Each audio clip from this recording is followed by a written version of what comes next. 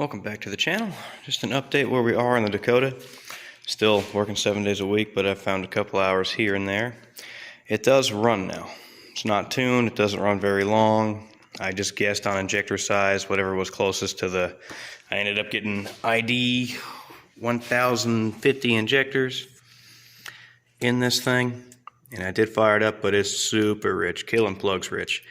And in the Holley, their little screen, I chose the Holley 100-pound injectors. Figured it would be close enough, but the O2 sensor's not in.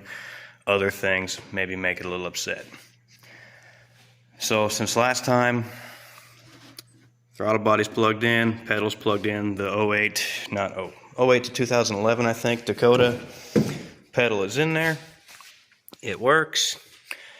I also opted, because I thought it'd be cool, instead of trying to make the old cluster work, I got the Holley cluster, the Holley 12.3, which when I was reading, you can tune with it. I was like, oh, that'd be cool. But I didn't read the fine print. Didn't really read it all. I don't know if I can read. It will tune the Dominator and the HP, but not the Terminator X. But it is really nice. It takes a second to boot up, though.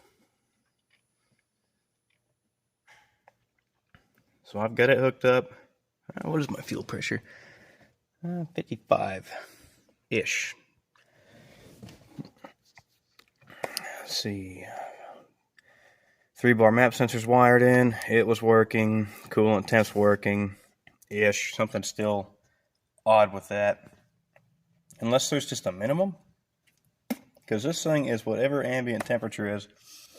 And it thinks it's 150. But it's a coolant temp sensor that came with the Holley, so I'm not sure. Might have to do some messing around with this thing and actually get a laptop hooked up to it. But I'm not going to fire it up right now. The turbo's sitting on. There's no oil feed line yet.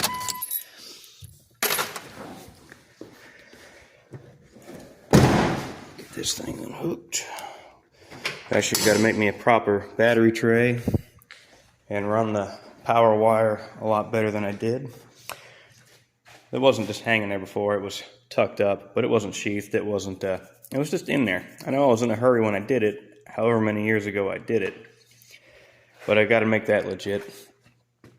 Starter cable, I've got it ran, all sheathed up. This is the start signal on the Dakota. I just put it in the loom with it, runs over, alternator wire is hooked up. Just the power wire. It's not even on there yet because I still got to take this off and modify it for the self-excite. But that runs down to the starter lug. So the big power is done. Finally got around last Sunday. I think I got off work early enough. I was able to TIG the rest of my exhaust up. I was going to put the wastegate in here. I kind of had envisioned it here. But the more I looked at the control arm angles and everything else, it was going to get too tight, too weird, and I was going to use the straight gate that I have.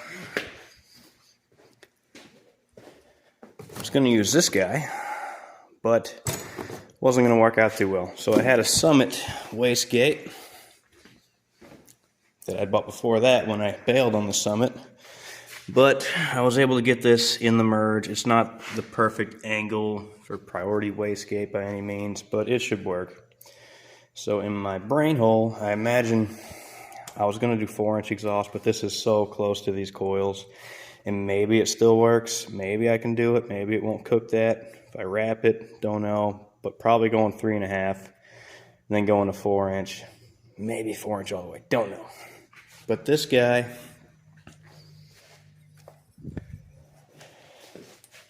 wastegate's going to go in the downpipe. I don't care for the wastegate sound when it's open necessarily, especially on something I want to drive often. So it's going in the downpipe, so maybe I'll do 4. I had maybe 3.5, and then where that goes in, another V-band, and then step up to 4. Might just do 4 all the way. I just think it's going to cook this. I don't really have that much more room to go over. And it's there now. I've already cocked it just a bit to try to get the exhaust away, but it will be tight-ish. Now I've had, not right off the turbo, But I had an AC connector sitting on the downpipe when it was twin turbo 360, and it never melted it. So things get hot, but maybe not hot enough to cook it. Or we'll get a misfire and figure out what I did wrong. This is still sitting with one bolt in it. Haven't made a mount. I wish that Holly left these a little longer. These are the coil drivers. It actually took me a minute to figure it out because I put this in and then forever later went to start it. After messing around, it wouldn't start. So I checked the box and, oh, coil drivers. But I had tucked the plugs, ended up back here so I couldn't see them. So they're dug out, but there's no great way to mount these. You can mount that one right there. But if this was just a little longer, but when you get an extension harness, they're a mile long. I just need just a little longer to get that over here looking all right. And then that stuff's far away enough from the heat, it'll be okay. Didn't want a bunch of wires going across, so I ended up drilling holes, putting grommets, and hiding my wires in the cowl. It's going to get rained on, but everything is sealed, so it should be fine.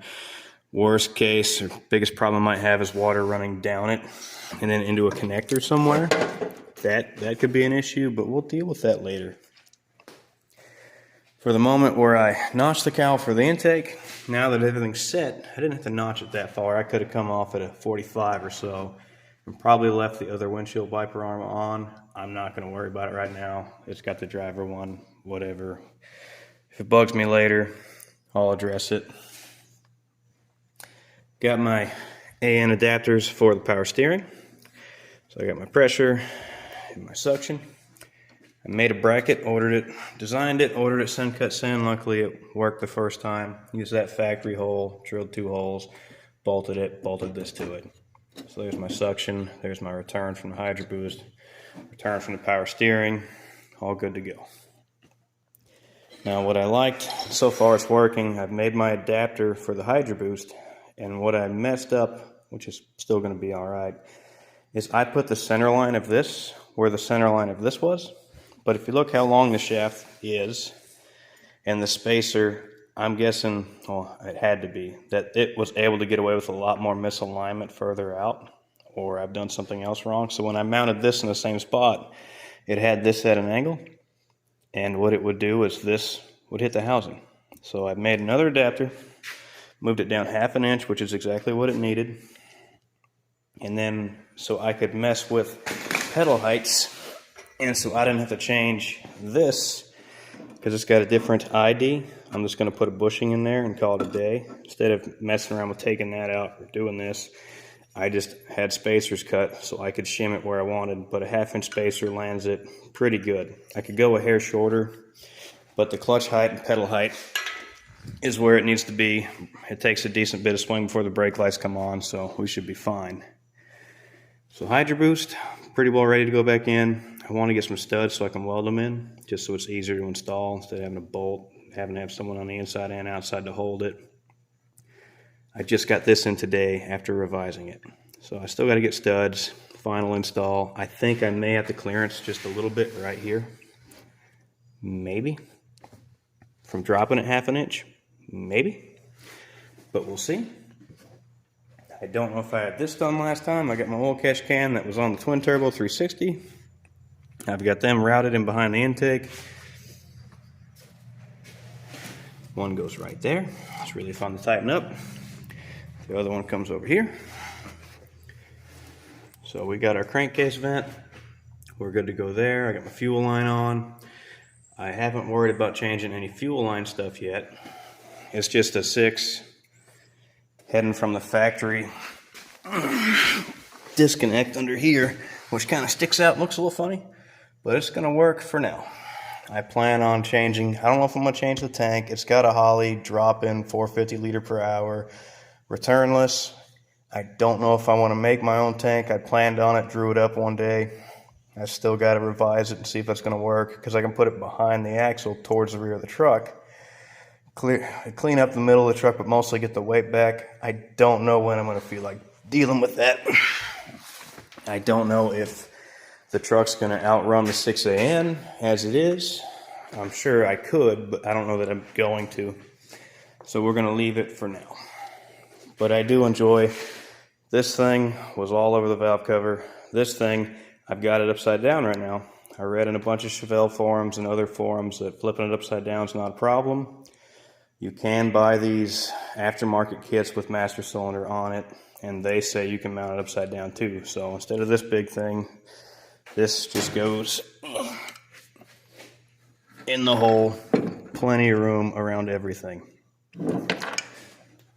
Next problem I've had, it's not really a problem, just a preference. Dakota Master, Silverado Master, the Hydro Boost come off of. That thing was so tall, it was kind of in the way of my intake, and I could get around it, but I didn't really want to. I didn't want to mess with that. There's no proportioning valve anymore. So I've ordered a Bear Brakes Remaster 1 1/8 bore, which I hope is going to jive just fine. It's a fairly low profile billet. It's pretty. Proportioning valve not integrated, but bolts into it on the bottom. Looks really nice. So that should be in soon. I can get it on and then start figuring out my brake lines. I got to redo. This brake line will probably live. I could leave it here and it'll work. But the one that's going up and across, where it came up and had its mount, I've got all my exhaust pipes all over it. I think it mounted in one of these holes. So I think I'm going to reroute it behind and come up here. And I may redo the other side to do the same. I don't think there's any harm in that, because where it attaches is right there. So my master cylinder is going to come down to these guys, and one over the control arm to the caliper right here. And same thing on the other side. Still haven't touched the other control arm yet. There's crap just laying on the floor. There it goes. I still want to make a real control arm a little beefier. It's not going to bolt in like the stock one. I don't have the clearance. So I'm going to make an adapter that uses the factory slots and come up and bolt like an old school Chevy. Bolts go this way. But you can still use the adjustment if you really want to get in there, which I think you could. Nervous. I just saw a post from a guy. I worked at the dyno shop on a weekend, and he had a turbo charger. And I just saw a post where his manifolds, the same manifolds, are cracking. And I'm hoping I don't have that problem. It could happen. The way his stuff was, I think, was fairly long. Maybe the turbo hanging out that far broke it, or some heat cycles, and mine's going to do the same thing. So cross our fingers. It just lives. I'm not changing anything until it breaks. There's no good way to put a brace here, but I probably should. Maybe I can get something somewhere to help hold some of the weight. That one's so far out, and we've got this guy. I think at the bellow, I think it'll be protected enough. If anything's going to crack, it's probably that one. But we'll cross that bridge when we get there. What else have I got? Started designing a cross member for the center, where I took the center one out. I still got to shorten this guy, but I think I got that from Summit, the rod, and then I designed that, send, cut, send, ordered the rest of the crap. It'll end up about that short. This will all get cut down and in, and I have to put that back in. Well, one, it's some support. Two, I finally got a drive shaft that should be in tomorrow. It was not very cheap. My option was, because of the length, it was 77 1/4 from the flange on the TR6060 to the flange on the 8.8, that I would have to do a 5-inch aluminum, and they would only rate it at 100 miles an hour, or 3.8-inch carbon fiber, only rated to 120, 130, and maybe those things can go further, but it's a lot of money just to, might live. So the drive shaft shop recommended I do a 2-piece. My option was $1,800 for a 3.5-inch aluminum, or $2,200 for a 3.25-inch carbon fiber 2-piece. So it's got a carrier bearing. So I opted for the carbon fiber because it's shiny and it's cool. But that's the start of my cross member, to then build off whatever height I need for the carrier bearing. And once it's in there, I probably still have to triangulate it a bit, because once it's shortened, it should be fairly stout, reasonable, but I may have to brace it up to the upper frame rail just to kind of triangulate it so it doesn't wobble around. But we'll cross that when we get there. On SolidWorks, where I kind of modeled up where my exhaust was, my exhaust will be all over this. I hope I can just move it up enough to clear it, because I like the way the exhaust comes out. I like my exhaust the way I had it. I like it coming out the bedside. I just want to plumb the downpipe into my old exhaust. Not necessary, but I want to. Dual 3-inch with Borlas, and then it's got, I don't remember whose these were. I don't remember if they're bullet mufflers. I don't remember, but I got tips that are also mufflers that kind of help take some of the, it took some of the rough noises out, made it sound smoother. What else have I got for you? Still got to play with more of this stuff. Inputs, outputs, I don't have to mess with yet. Well, I will. I want to put flex fuel on it eventually when I change the tank to be return in larger lines. We're on 85 with flex fuel sensor, so I'll have to mess with this. Luckily, several places make harnesses for it to kind of plug and play. I extended my wires. I've got fan wires over here. I still got to mount some relays. I need to make a bracket to hold the fuse box. I think it looks fairly clean, except for everything is busted on it. So I need to make something to hold that guy there. Remake my big power cable, run it back. If I leave the battery where it is, right now it starts, it runs. So battery has just been sitting in the bed for years now. But I really need to do something about that. I thought about mounting it under there. I thought about mounting it on the frame rail in the back. That's more cable, more length, put more weight to the rear. It's not really the best idea to use an extended cab for a hot rod or a pickup truck, which is why I've considered tank back here, battery back here. But that goes with, there's pros and cons to everything. But it does run. I got my clutch cable done too. I don't remember what I covered in the last one. I think I've gotten fairly far in the few hours I've had in it.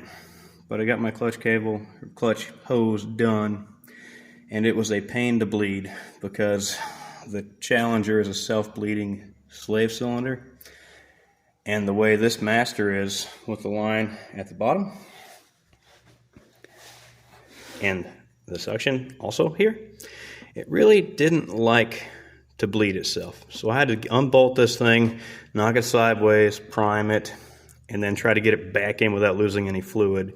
It was kind of a pain, so hopefully it just doesn't ever have a leak or have a problem, because if I have to do it on the side of the road, we're just driving home with no clutch.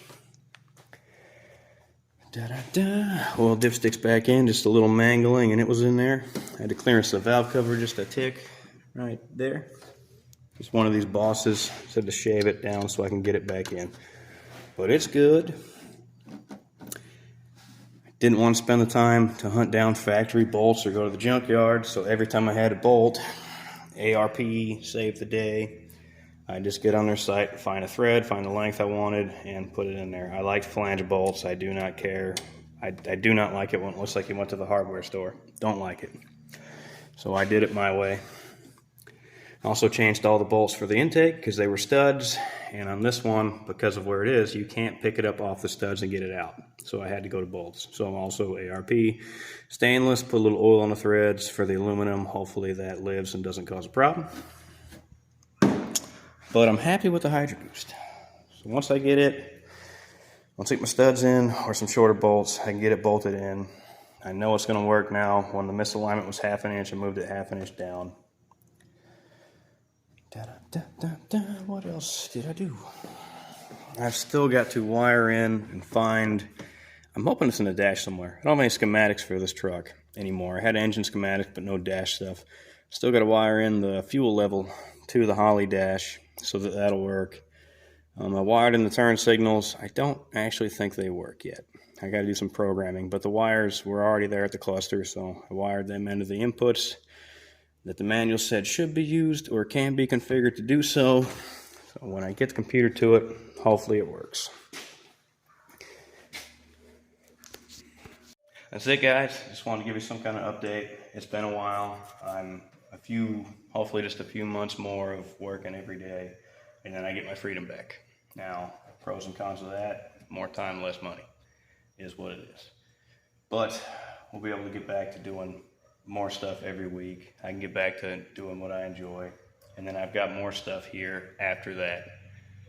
I don't think I made any videos on it, but there's a T56 Magnum and a 2JZ bell housing. Still got to get a clutch. I don't think I covered it at all. I just think I threw it in the car one day. The Jeep, I still want a 2J, still want to finish it. I've still got my mounts, but no time. I wanted to see how the 1U would bolt in there, so I changed the bell housing and just slapped the 1UZ in there. Took the supercharger off just to see how it all fit. It's not staying in there. It's at least just covered. It's easier to transport that way.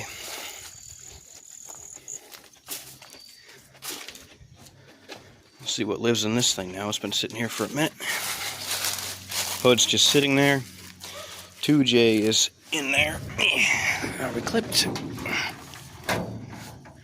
So we got the 2JZ GE VVTi, the SPA 12 injector manifold, which I didn't need 12 injectors. That's just what they had. Turbo manifold, turbo sitting there. I think this thing needs a head gasket, probably. I got it from I bought a cheap car, took it out of it. But since the Jeep had the front sump pan, and I bought another 2J with a rear sump, I just took the front sump 2J and stuffed it in the hole. I have engine mounts in there. I don't remember where I got them from, but they're actually pretty neat. They bolt down where the... Can we see it? No, you can't see nothing. Well, we'll go over that later when I start working on this thing. But that's my plan. Get caught up. Get back to where I can work every weekend on my stuff. Da, da, da, da, da.